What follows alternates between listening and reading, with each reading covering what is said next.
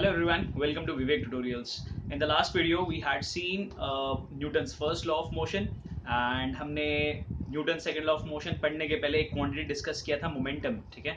तो momentum was nothing but the product of mass and velocity. तो जब कभी कोई object move कर रहा होता है, it has some velocity and since it has mass as well, तो उसका कुछ momentum होता है. When the object is at rest, उसका velocity zero है तो there is no momentum. तो अब जो न्यूटन का सेकेंड लॉ है वो है मोमेंटम से रिलेटेड, ठीक है? अब क्या है वो लॉ हम डिस्कस करते हैं. सो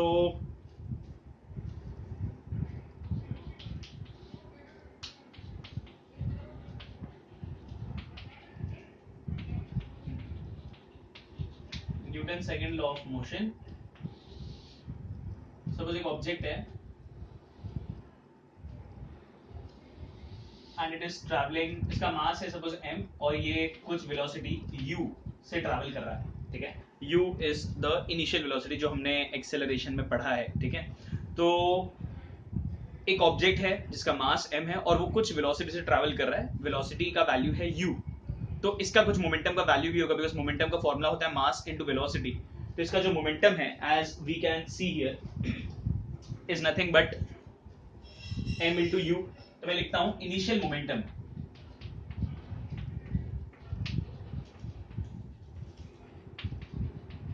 इनिशियल मोमेंटम p1, ठीक है? p कैपिटल p होता है मोमेंटम का सिंबल, ठीक है? तो मोमेंटम p1 पहले का that is m into u because इसका वेलोसिटी u है और इसका मास m है बिकॉज ये u वेलोसिटी से ट्रैवल कर रहा है, तो इसका मोमेंटम है m इनटू u. ना सपोज अगर इस ऑब्जेक्ट पर मैं फोर्स अप्लाई करता हूं, तो इफ आई अप्लाई फोर्स, अगर मैंने इस डायरेक्शन में फोर्स अप्लाई किया तो फोर्स अप्लाई करने की वजह से इसका मास तो चेंज नहीं होगा, इसका मास उतना ही है, वेलोसिटी बढ़ जाएगा. फॉर एग्जांपल एक football is being rolled on the ground, ground पे फुटबॉल रोल हो रहा है तो उसका कुछ मास है और उसका कुछ वेलोसिटी भी है. And I run and I kick the football, ठीक है? तो मैं फुटबॉल को किक किया तो मैं फोर्स अप्लाई कर रहा हूं, तो फुटबॉल का मास थोड़ी ना चेंज होगा, फुटबॉल का वजन तो उतना ही रहेगा, वेलोसिटी बढ़ जाएगा. So this object when I applied force on it, इसका वेलोसिटी बढ़ गया. सपोज वेलोसिटी जो नया वाला वैल्यू है वो हो गया v, पहले का वेलोसिटी था u, फोर्स अप्लाई करने के बाद वेलोसिटी बढ़ गया और वेलोसिटी का वैल्यू सपोज हो गया v. मतलब इसका मोमेंटम अब चेंज हुआ है. मोमेंटम क्यों चेंज हुआ है? बिकॉज वेलोसिटी चेंज हुआ है इसलिए. तो जो बाद वाला मोमेंटम है, final momentum,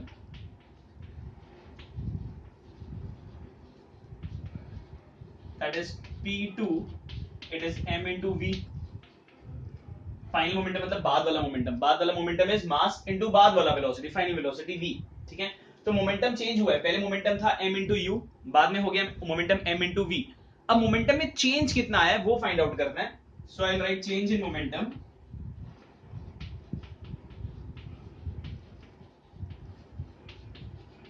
change in momentum will be of course p2 minus p1, पहले का मोमेंटम और बाद का मोमेंटम तो सबट्रैक्ट कर देंगे हम.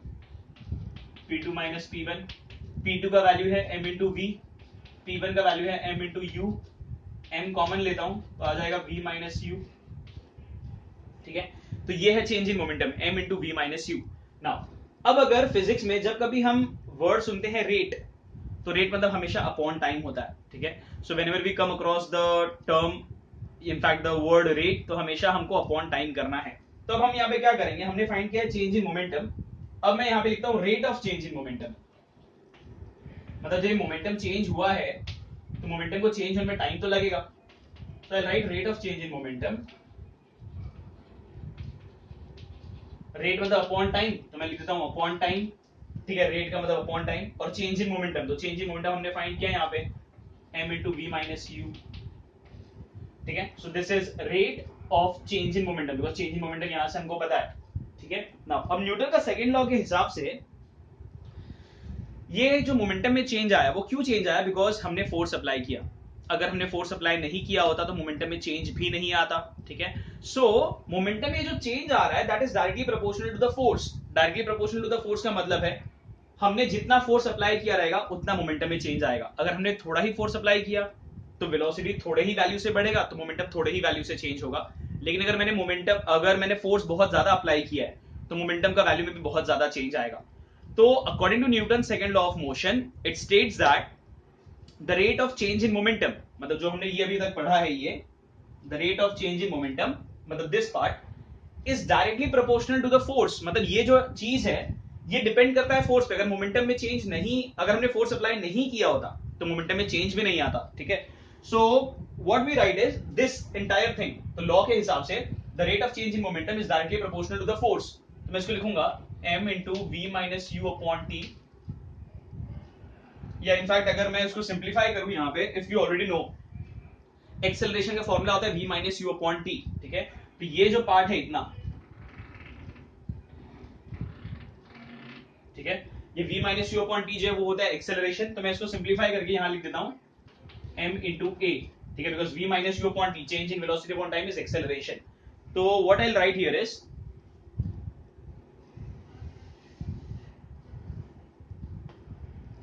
तो rate of change in momentum ultimately क्या आ गया, m इंटू a, बिकॉज हमने v minus u upon t को a लिखा है and that is acceleration, that is change in velocity upon time.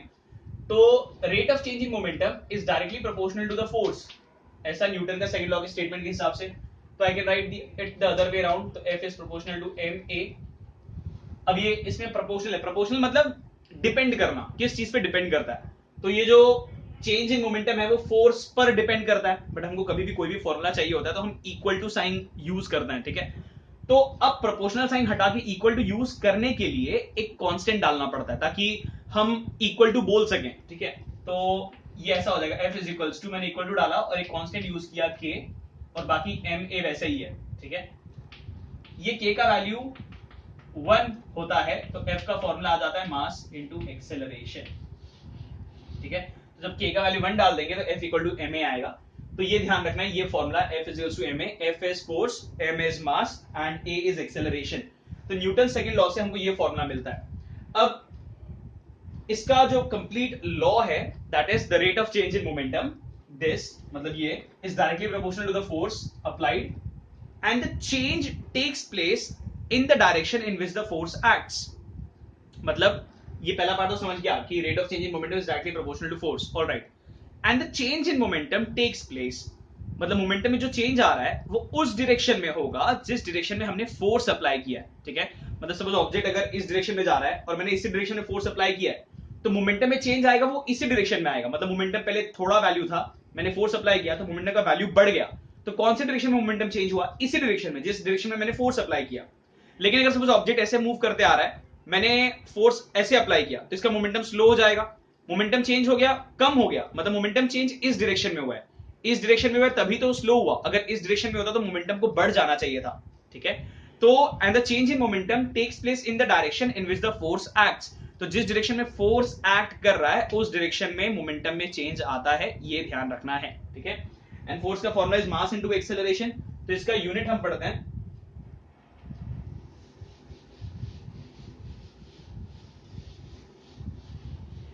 जो फॉर्मूला मिला है F is equal to m into a,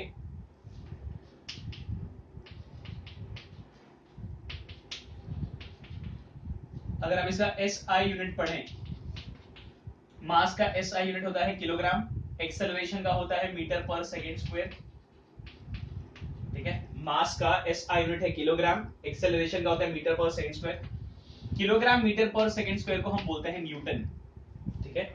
kilogram metre पर second square को हम बोलते हैं न्यूटन। वैसे ही अगर CGS यूनिट पूछा जाए तो किलोग्राम होगा, ग्राम में आ जाएगा मास, एक्सेलरेशन हो जाएगा सेंटीमीटर पर सेकेंड स्क्वायर, बिकॉज मीटर की जगह सेंटीमीटर लिख देना है। ग्राम सेंटीमीटर पर सेकेंड स्क्वायर को हम बोलते हैं टाइम, ठीक है। तो ग्राम सेंटीमीटर पर सेकेंड स्क्वायर को वी कॉल इट डाइम, ये ध्यान रखना है, ठीक है। सो फोर्स का कोई भी SI यूनिट पूछे तो ये बोलने का न्यूटन, तो फोर्स का SI unit is newton, CGS is dyne. फिर पूछेगा न्यूटन मतलब क्या, न्यूटन मतलब केजी इंटू मीटर पर सेकेंड स्क्वायर, तो केजी मीटर पर सेकेंड स्क्वायर को हम न्यूटन बोलते हैं, ग्राम सेंटीमीटर पर सेकेंड स्क्वायर को हम डाइम बोलते हैं, ठीक है। तो ये इसका यूनिट है, याद रखना है। और another thing what we have to discuss is, जब सपोज दो अलग अलग ऑब्जेक्ट है, एक का मास है, एक का मास सपोज लेते हैं 1 kg और एक का मास है 10 kg, ठीक है। तो एक बहुत ही हल्का ऑब्जेक्ट है 1 किलो का और एक बहुत ही भारी ऑब्जेक्ट है 10 किलो का। मैंने दोनों पे सेम फोर्स अप्लाई किया, ठीक है। अब अगर मैं दोनों पर सेम फोर्स अप्लाई कर रहा हूं तो दोनों ही मूव करेंगे, लेकिन जो हल्का ऑब्जेक्ट है उसका वेलोसिटी बहुत ज्यादा बढ़ जाएगा, बिकॉज वो हल्का है तो वो बहुत रैपिडली मूव करेगा। जो हैवी ऑब्जेक्ट है वो धीरे से ही मूव करेगा क्योंकि बहुत ज्यादा भारी है वो। तो इसका मतलब ये नहीं है कि दोनों का वेलोसिटी अलग अलग हुआ तो दोनों के मोमेंटम में चेंज भी अलग आएगा, नहीं, दोनों के मोमेंटम में चेंज सेम आएगा। मतलब अभी इसका मास 1 kg है, ऑब्जेक्ट ए का नाम देता हूं मैं, suppose A, this is B. Object A का मास 1 kg है, बी का 10 kg है। मैंने दोनों पर सेम फोर्स अप्लाई किया है, तो जो ए वाला है वो फास्ट मूव करेगा बिकॉज वो हल्का है, बी वाला स्लो मूव करेगा। तो सपोज इनका जो वेलोसिटी आया मेरे फोर्स अप्लाई करने के बाद, सपोज इसका वेलोसिटी आया 20 मीटर पर सेकेंड और इसका वेलोसिटी आया 2 मीटर पर सेकेंड, ठीक है। तो मैंने जब दोनों पे सेम फोर्स अप्लाई किया तो इसका वेलोसिटी बहुत ज्यादा बढ़ गया, पहले 0 था और 20 हो गया। इसका पहले 0 था, बाद में 2 ही हुआ, क्यों? बिकॉज मास ज्यादा है तो ज्यादा वेलोसिटी अटेन नहीं कर पाया। तो हमको क्या लगता है ये फास्ट मूव कर रहा है, मतलब इसके मोमेंटम में ज्यादा चेंज आया? नहीं, मोमेंटम में चेंज सेम ही आएगा because if you multiply mass into velocity, momentum होता है मास इनटू वेलोसिटी, तो 1 into 20 is 20, 10 into 2 is also 20। तो मोमेंटम में चेंज दोनों की सेम ही आया। मतलब तुम 1 किलो के ऑब्जेक्ट को 20 मीटर पर सेकंड से फेंको या 10 किलो के ऑब्जेक्ट को 2 मीटर पर सेकंड की स्पीड से फेंको, दोनों एक ही इफेक्ट क्रिएट करेंगे, ठीक है। सो ये ध्यान रखना कि अगर सेम फोर्स अप्लाई किया गया तो मोमेंटम में चेंज भी सेम आने वाला है। Alright, so this was all about Newton second law of motion. Moving ahead with the third law.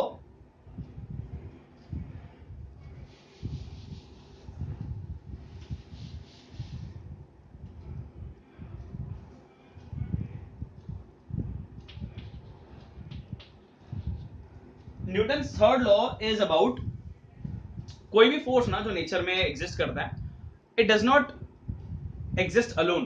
कोई भी फोर्स अकेला एग्जिस्ट नहीं करता है। Force always exist in pairs, हमेशा दो पेयर, मतलब of course group of two things, ठीक है। सो फोर्स हमेशा पेयर्स में ही एग्जिस्ट करता है, कभी कोई भी फोर्स अकेला नहीं होता है, ठीक है। और तो जब हम एग्जांपल लेते हैं, suppose if I hit a wall, suppose ये वॉल है, मैं वॉल को हिट कर रहा हूं, जब हम वॉल को हिट करते हैं तो मेरे हाथ को भी तो चोट लगता है, बट वॉल को तो मैं मार रहा हूं, तो मुझे क्यों चोट लग रहा है? क्योंकि जितना फोर्स मैं वॉल पे एक्सर्ट कर रहा हूं, वॉल भी मेरे हाथ पर उतना ही फोर्स इंस्टेंटली मतलब उसी मोमेंट पे मैंने हिट किया और वैसे मुझे भी दर्द होता है। ऐसे नहीं तो मैंने मार दिया और फिर सडनली मैं काम कर रहा हूं, 2 घंटे बाद अचानक से दर्द होता है, क्यों? वॉल आके मार के गया। व्हाट नॉनसेंस, ऐसा थोड़ी ना होता है। जब मैंने वॉल को हिट किया उसी टाइम में मेरे हाथ पे भी दर्द हो रहा है। मतलब जितना फोर्स मैंने वॉल पे एक्सर्ट किया, सपोज 10 न्यूटन फोर्स मैंने वॉल पे अप्लाई किया, तो उसी मोमेंट पे साइमल्टेनियसली इंस्टेंटली वॉल भी मेरे हाथ पे 10 न्यूटन फोर्स एक्सर्ट करता है। तो मेरा 10 न्यूटन वॉल पे, वॉल का 10 न्यूटन मेरे हाथ पे, तो दो फोर्स साथ में एग्जिस्ट करते हैं। दैट इज व्हाई वी से कि the force always exist in pairs, ठीक है। तो उतना ही चोट मेरे हाथ पे भी लगता है, तो मतलब पता चल रहा है कि मेरे हाथ पर भी फोर्स एक्सर्ट हुआ है। अनदर एग्जांपल है, सपोज एक गाड़ी आगे जा रही है, दूसरी गाड़ी पीछे से आई और उसको ठोक दिया, ठीक है। तो पीछे वाली गाड़ी ने जब आगे वाली गाड़ी को ठोका, तो क्या सिर्फ आगे वाले गाड़ी पे थोड़ी ना डेंट पड़ता है, पीछे वाले गाड़ी का फ्रंट पार्ट जिससे उसने आगे वाली गाड़ी को कोलाइड किया, उसके पार्ट पे भी तो डैमेज पहुंचता है। अब ऐसा थोड़ी ना होता कि पीछे वाली गाड़ी ने आगे वाली गाड़ी को ऐसा टक्कर मारी तो सिर्फ आगे वाली गाड़ी को ही डैमेज पहुंचेगा, पीछे वाली गाड़ी को भी डैमेज होता है, क्योंकि जितना फोर्स पीछे वाली गाड़ी ने आगे वाली गाड़ी पर एक्सर्ट किया, उतना ही सेम फोर्स आगे वाली गाड़ी भी पीछे वाली गाड़ी पर फोर्स एक्सर्ट कर रही है, तभी तो इस गाड़ी पर भी डैमेज देखने मिलता है, ठीक है। So that is why we say force always exist in pairs, हमेशा दो के फॉर्म में एग्जिस्ट करते हैं।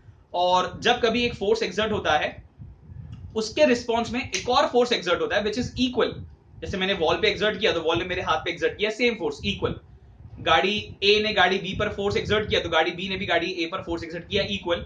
एंड ऑपोजिट, ऑपोजिट मतलब अलग डायरेक्शन में। मैंने फोर्स एक्सर्ट किया वॉल पे ऐसे, तो वॉल ने एक्सर्ट किया मेरे हाथ पे ऐसे, then the direction is opposite. गाड़ी ए ने बी पर फोर्स एक्सर्ट ऐसे किया तो बी ने ए पर ऐसे एक्सर्ट किया, तो direction is opposite. So in order to summarise this, what we say, to every action, हर कोई फोर्स के बदले में there is equal and opposite reaction. एक इक्वल होता है और ऑपोजिट रिएक्शन होता है दैट एक्ट्स साइमल्टेनियसली। साइमल्टेनियसली मतलब तुरंत। तो जब भी कोई फोर्स एक्ट हो रहा होगा, उसके बदले में तुरंत एक फोर्स एक्ट होगा ऑपोजिट डायरेक्शन में उतने ही वैल्यू का, ठीक है।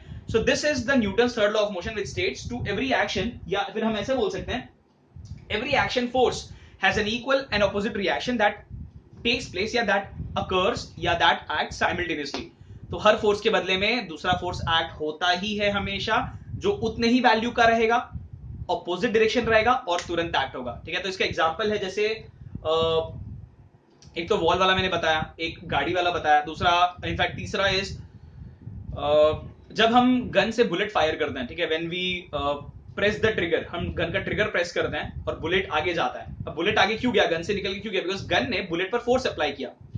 अब जब गन ने बुलेट पे फोर्स अप्लाई किया तो बुलेट भी गन पर फोर्स अप्लाई करता है और इसलिए गन थोड़ा सा पीछे आता है। If you know about this, जब भी हम गोली चलाते हैं, whenever we fire, the gun comes back and that process is called as recoiling. Gun के पीछे आने को रिकॉइलिंग बोलते हैं। तो ये पीछे क्यों आ रहा है, बिकॉज जितना फोर्स गन ने बुलेट पे लगाया, बुलेट भी उतना ही फोर्स गन पे लगाता है और इसलिए गन थोड़ा सा पीछे आता है। दिस इज कॉल्ड रिकॉइलिंग, ठीक है। फिर another example is launching of rockets. जब हम रॉकेट्स इनफैक्ट रॉकेट्स लॉन्च करते हैं या स्पेस शिप हो गया, तो देखा रहेगा वो फ्यूल इग्नाइट करते हैं। फ्यूल इग्नाइट करते हैं तो फ्यूल पूरा बहुत ज्यादा फोर्स एक्सर्ट कर रहा है ग्राउंड पे, वो वर्टिकल वो स्पेसशिप खड़ा है, रॉकेट है, and the fuel is ignited in the downward direction. तो फ्यूल एक्सर्ट करता है फोर्स ग्राउंड पे, बदले में ग्राउंड उसके ऊपर रिएक्शन एक्सर्ट करता है। रॉकेट एक्सर्ट कर रहा है फोर्स डाउनवर्ड, अर्थ उसको धक्का मारेगा अपवर्ड बिकॉज रिएक्शन ऑफर करेगा, और उस फोर्स की वजह से the rocket is propelled in the upward direction. So these all are examples of Newton's third law of motion.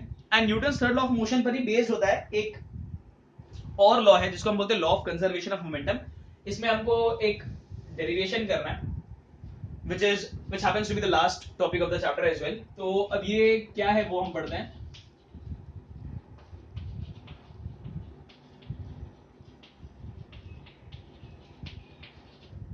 Law of conservation of momentum.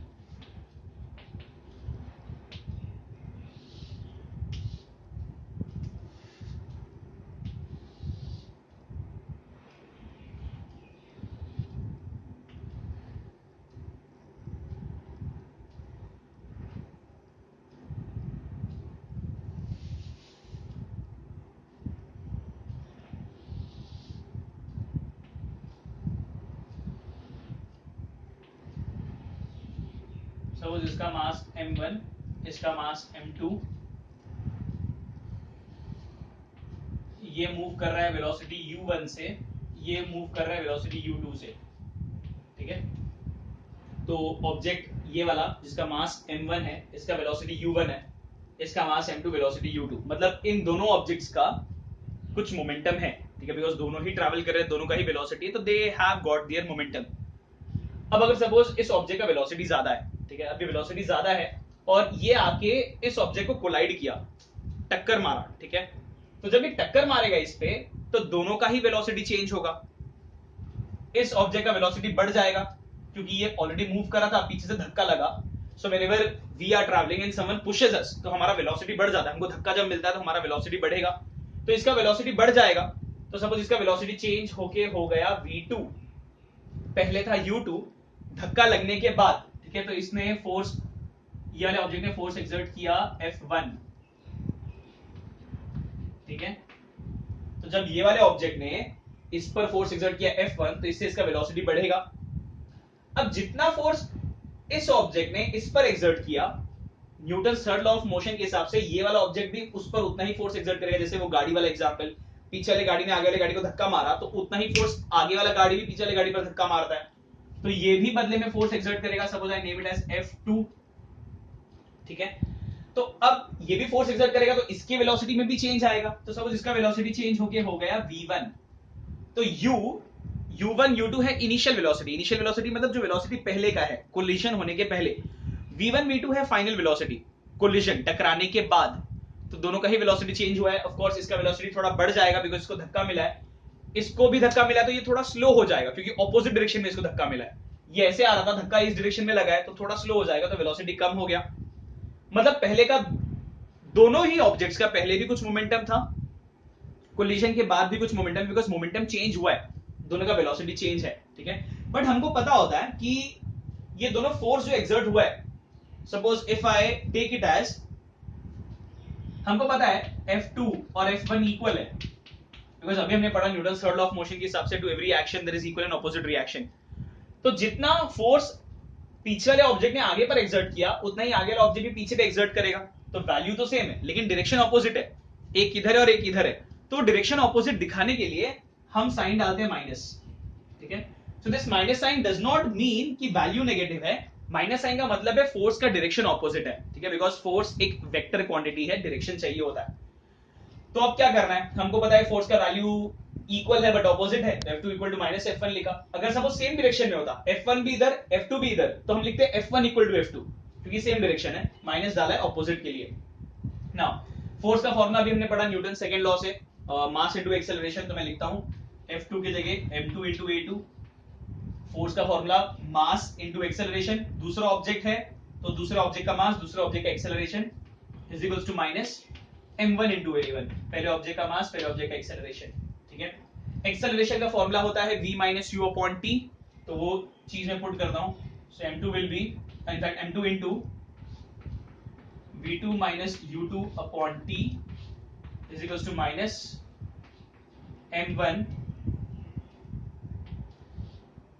m1 को वैसे रहने देते हैं बाहर, into v1 minus u1 upon t। Now the question you might be having, sir आपने time को t ही क्यों लिखा, t1 t2 क्यों नहीं लिखा? t1 t2 इसलिए नहीं लिखा बिकॉज टाइम सेम होता है, जो फोर्स एक्ट हो रहा होता है वो साइमल्टेनियसली इंस्टेंटली एक्ट होता है। मैंने वॉल पे मारा, तो मैंने जितने टाइम के लिए वॉल को हिट किया उतने टाइम के लिए वॉल ने मेरे हाथ पे फोर्स एक्सर्ट कर दिया। ऐसा नहीं हुआ कि मैंने मार के आ गया वॉल को, फिर वॉल आता है बाद में आराम से टाइम लेके और फिर 5-10 सेकंड मुझे मार के जाता है। पीछे वाली गाड़ी ने आगे वाली गाड़ी को धक्का दिया, तो अब पहले आगे वाली गाड़ी पे डेंट आया, फिर आगे वाला गाड़ी सोचेगा कि चल अब मैं भी धक्का मारता हूं, वैसा नहीं होता है। जो फोर्स एक्ट होता है वो इंस्टेंटली एक्ट हो रहा होता है, मतलब जितने टाइम के लिए पहला ऑब्जेक्ट दूसरे ऑब्जेक्ट के कांटेक्ट में है और फोर्स एक्सर्ट हुआ, उतने ही टाइम में दूसरा ऑब्जेक्ट भी पहले वाले ऑब्जेक्ट के कांटेक्ट में और उसने भी फोर्स एक्सर्ट कर दिया। सो जो टाइम है दोनों के फोर्स एक्सर्ट करने का वो सेम है, उतने ही टाइम में दोनों फोर्स एक्सर्ट हो रहा है। इसलिए हम टाइम को t1 t2 नहीं लिखते। अगर t1 t2 लिखना भी है तो बाद में कैंसिल ही करना पड़ेगा बिकॉज t1 और t2 इक्वल है। So I am not writing t1 t2 because the time is same. ठीक है, तो जितना टाइम में इसने इस पर फोर्स एक्सर्ट किया उतने टाइम में इस पे भी एक्सर्ट कर दे, तो टाइम इज सेम, तो ऑफ कोर्स ये कैंसिल हो जाता है यहाँ पे। So what are we left with is m2 into v2 minus u2 is equals to minus m1 v1 minus u1। ठीक है, ब्रैकेट ओपन करते हैं, m2 v2 minus m2 u2 is equals to minus m1 v1 plus m1 u1, bracket open किया तो minus into minus is plus. अब मैं क्या करता हूं, इनिशियल मोमेंटम, इनिशियल मोमेंटम मतलब मास into initial velocity. Initial velocity है u वाला टर्म, तो जो u वाले टर्म्स है ना, मतलब ये और ये, इनको मैं इक्वल टू के एक तरफ रखता हूं और v वाले को एक तरफ रखता हूं। तो what I do is m2 u2 को मैं इस तरफ लेकर आऊंगा और m1 v1 को मैं इस तरफ लेकर आऊंगा। So just see carefully with m2 v2, ये टर्म वैसा ही है। अब ये वाला इधर आ गया तो माइनस का इधर आएगा तो प्लस हो जाएगा। मैंने लिखा m1 v1 is equals to m2 u2 उस तरफ गया, माइनस था यहाँ पे, उधर गया तो प्लस, तो मैं लिखता हूं m2 u2 प्लस ये वाला m1 u1 तो वैसे ही है।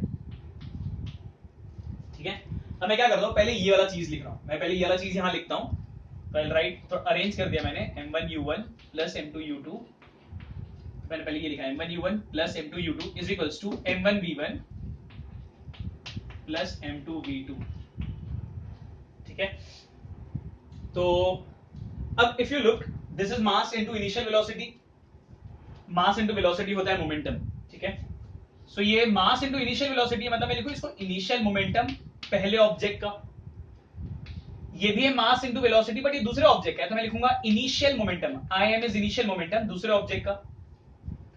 इस तरफ है मास इनटू फाइनल वेलोसिटी, तो मैं लिखूंगा फाइनल मोमेंटम fm दूसरे ऑब्जेक्ट का, इनफैक्ट पहले ऑब्जेक्ट का, एंड यहाँ पे mass into final velocity final momentum दूसरे ऑब्जेक्ट का।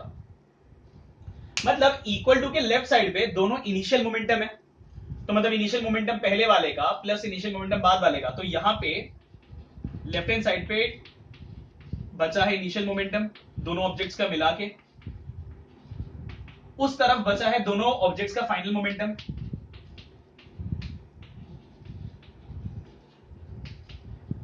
तो मतलब हमको इस डेरिवेशन से क्या पता चला, मतलब डेरिवेशन एक्चुअली खत्म तो यहीं पर हो जाता है, ये मेन फॉर्मूला याद रखना है।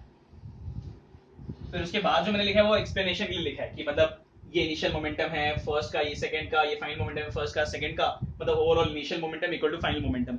मतलब जो कोलिजन के पहले इनिशियल मोमेंटम क्या होता है, कोलिजन के पहले जितना मोमेंटम था when they were travelling with velocities u1 and u2, collision के बाद मोमेंटम चेंज हो गया, वेलोसिटी हो गया v1 v2, तो फाइनल मोमेंटम हो गया। तो law of conservation of momentum के हिसाब से कोलिजन के पहले का मोमेंटम और कोलिजन के बाद का मोमेंटम सेम है, तो मतलब मोमेंटम चेंज नहीं हो रहा है, और मोमेंटम चेंज नहीं हो रहा है मतलब मोमेंटम रिमेन्स कंजर्व्ड, कंजर्व मतलब बचा रहता है, उतना ही वैल्यू रहता है, and this is what the law of conservation of momentum states.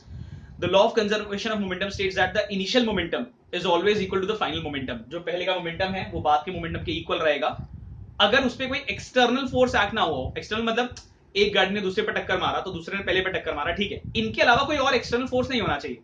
मैंने वॉल पे फोर्स एक्सर्ट किया, वॉल ने मेरे हाथ पे फोर्स एक्सर्ट किया, ठीक है, इनके अलावा वॉल पे या मेरे हाथ पे और कोई फोर्स नहीं होना चाहिए। तो वो जो दो ऑब्जेक्ट्स एक्शन रिएक्शन वाला फोर्स है वो ही होना चाहिए, कोई एक्सटर्नल फोर्स नहीं एक्ट अगर हुआ तो ये लॉ करेक्ट है। That is initial momentum is always equal to the final momentum, ये ध्यान रखना है, ठीक है। तो इनिशियल मोमेंटम किसका, दोनों का मिला के, ठीक है, तो दोनों का मोमेंटम मैं मिला दूं, पहले का जितना होगा उतना ही दोनों का मोमेंटम बाद में भी रहेगा, ठीक है। तो ये है law of conservation of momentum, alright. So ये चीज का ध्यान रखना है। एंड हमने जो रिकॉइलिंग वाला पार्ट पढ़ा था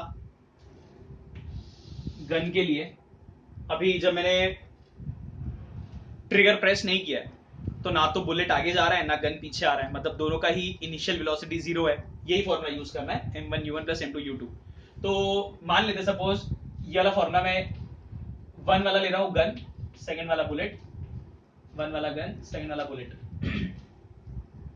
तो अब तक जब तक मैंने ट्रिगर प्रेस नहीं किया है ना बुलेट आगे जा रहा है ना गन पीछे आ रहा है, मतलब दोनों का ही वेलोसिटी जीरो है, इनिशियल वेलोसिटी, गन भी रुका हुआ है बुलेट भी उसके अंदर रुका हुआ है, तो दोनों का इनिशियल वेलोसिटी जीरो, मतलब m1 इंटू गन का velocity zero plus m2 into bullet का velocity zero is equals to, जब हम ट्रिगर प्रेस कर देंगे तो बुलेट आगे जाएगा और गन पीछे आएगा, तो गन पीछे आ रहा है मतलब गन का कुछ वेलोसिटी है पीछे आने का, बुलेट आगे जा रहा है तो बुलेट का कुछ वेलोसिटी है आगे जाने का, तो m2v2 ये तो जीरो हो गया, जीरो प्लस जीरो, सेम ऐसे ही m1v1 प्लस m2v2, ठीक है। तो ओवरऑल जीरो आ गया यहाँ पे, this is m1v1, this is m2v2। मैं क्या करता हूँ, m1v1 को इस तरफ लेकर आता हूँ, तो इधर प्लस है तो इधर आएगा तो माइनस हो जाएगा, तो minus m1v1 is equals to m2v2। मुझे वेलोसिटी फाइंड करना है v2, तो m2 को नीचे ले लेता हूँ यहाँ पे, तो minus m1v1 upon m2 is equals to v2। तो बस मैं अरेंज कर रहा हूँ, v2 is equals to minus m1v1 upon m2। तो इस फॉर्मूला से हम वेलोसिटी फाइंड कर सकते हैं, और वेलोसिटी का वैल्यू नेगेटिव आ रहा है, नेगेटिव आ रहा है मतलब डायरेक्शन ऑपोजिट है, as you already know. Gun पीछे आता है तो बुलेट आगे जाता है, तो एक का वेलोसिटी आगे एक का वेलोसिटी पीछे, so since the velocity have got opposite directions इसलिए माइनस आता है। तो तुम अगर गन की वेलोसिटी को पॉजिटिव ले रहे हो तो बुलेट का नेगेटिव, या बुलेट को पॉजिटिव लिया तो गन का velocity negative.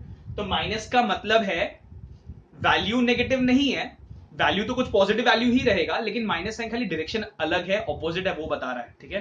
So this is how this process of the gun moving behind is called as recoiling, ठीक है। तो गन के पीछे आने को रिकॉइलिंग बोलते हैं, और वो जो शॉर्ट गन होता है या फिर राइफल्स होते हैं उनमें तो ये रिकॉइलिंग बहुत ज्यादा होता है। अगर ये पिस्टल है रिवॉल्वर है तो थोड़ा ही होगा, but when you have that rifles and short gun, तो एक फायर करो बुलेट इतना जर्क लगता है कि शोल्डर पे क्रैक आ सकता है। इनफैक्ट बहुत ये जो गन होते हैं, ये ऐसा नहीं है कि मुझे गन दो मैं सबको खत्म कर दूंगा आज, 2-4 किलो का नहीं होता है, 20-20, 30-30, 50-50 किलो के गन होते हैं।